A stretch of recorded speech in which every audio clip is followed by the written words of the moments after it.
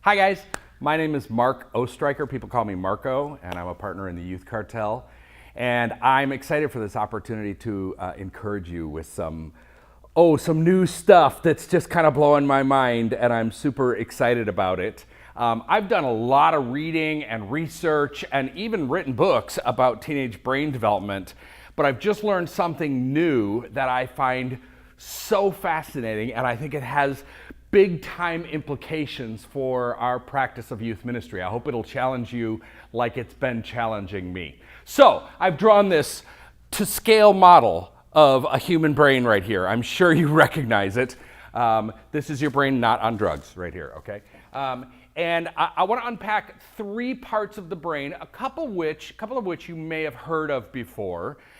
This first one you may have heard of because it's been talked about so much in the last decade in terms of implications for adolescent development. And it's the front part of the brain, and we call it the prefrontal cortex.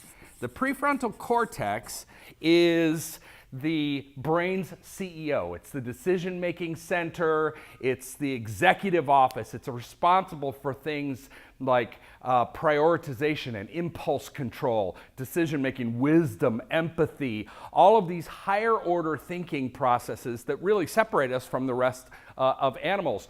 One of the fascinating parts about the prefrontal cortex and why it's been so important for our understanding of teenagers is that we've discovered in the last, say, 12 or 15 years since the invention of the MRI, that part of the brain is one part that's significantly underdeveloped in teenagers. Prior to the MRI, the entire medical community thought that the brain was fully formed by about age 6. And it wasn't until the invention of the MRI that we had real-time scans of healthy teenage brains, and we discovered that this and a couple other parts are significantly underdeveloped and not finished forming until somebody's well into their mid or late 20s. This is why teenagers struggle with things like decision-making and priorities, right? And some of the reporting on this has been viewed through a lens of teenagers are broken and they're incapable. And when you view it, the research that way, you can conclude, as so many people have, see, this just confirms what we always knew about teenagers. They're not capable of making good decisions, so we should continue to treat them as if they're little children. We should remove any opportunity to make good decisions in the spirit of protecting them, and we should remove responsibility, and in doing all of that, we've continued to prolong adolescence and remove the on-ramps to adulthood, right?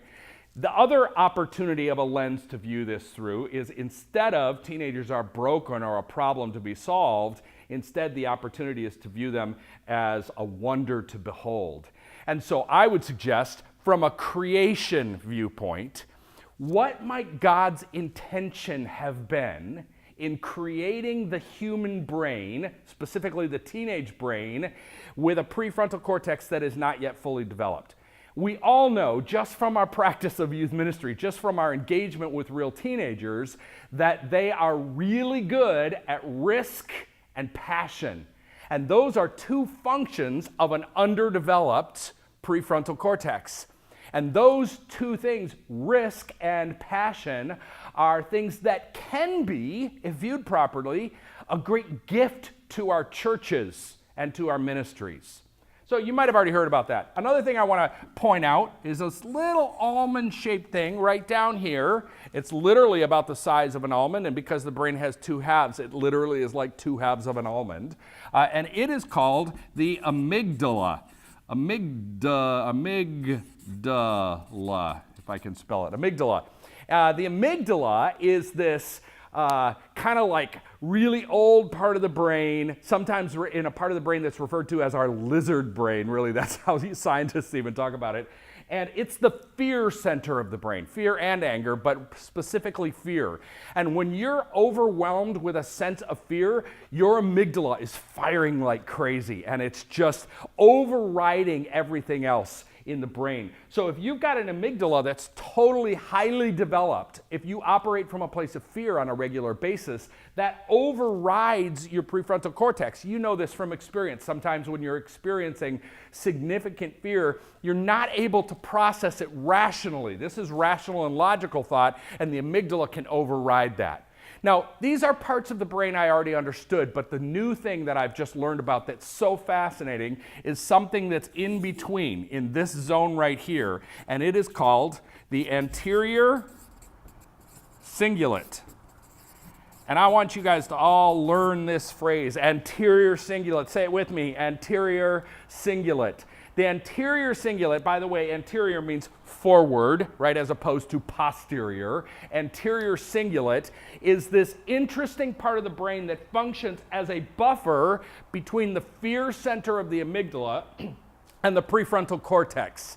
And it allows us to kind of override both of these. In some ways, it's almost like a fulcrum that we have the amygdala over here, and we have the logic of the prefrontal cortex over here, and the anterior cingulate sits right here and provides a balancing of those two. But here's what the new research is showing us.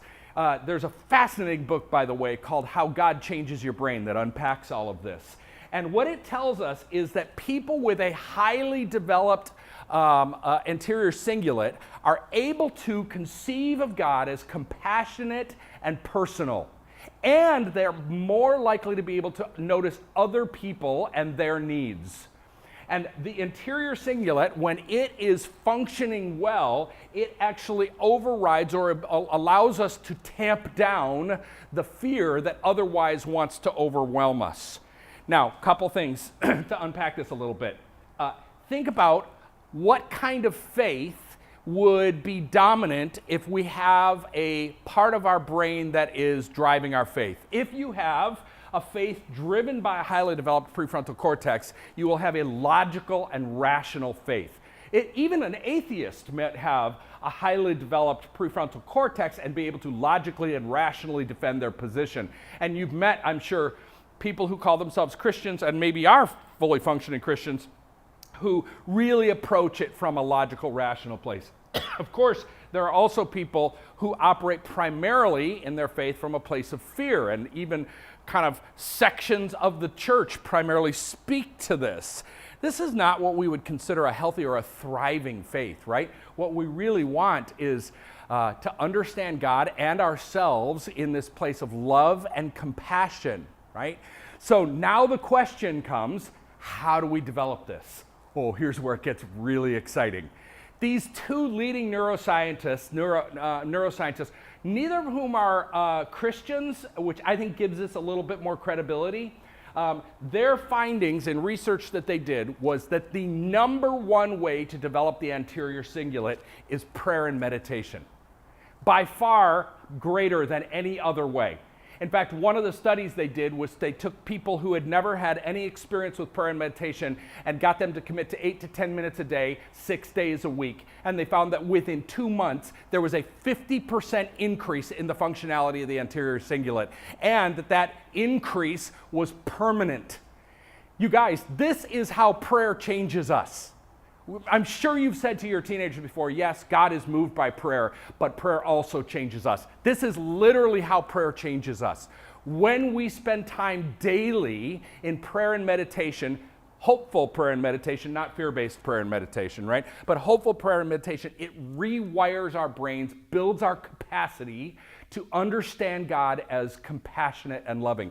The second biggest way to increase the strengthen the functionality of the anterior cingulate, faith-based singing. This is what the research says, faith-based singing. And just thinking about a song doesn't do it, just listening to a song doesn't do it. You have to actually intone it and sing the tune and the words. It doesn't even matter what the words are, it's more of a meditation put to music. And so if we can build in our teenagers a capacity, a practice, by the way, once a week, twice a week, doesn't have a big impact on your anterior cingulate.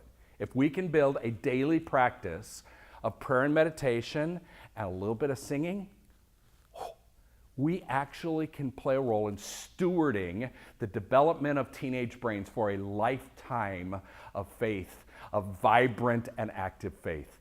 What if our top priority was becoming champions of the anterior cingulate in our teenagers?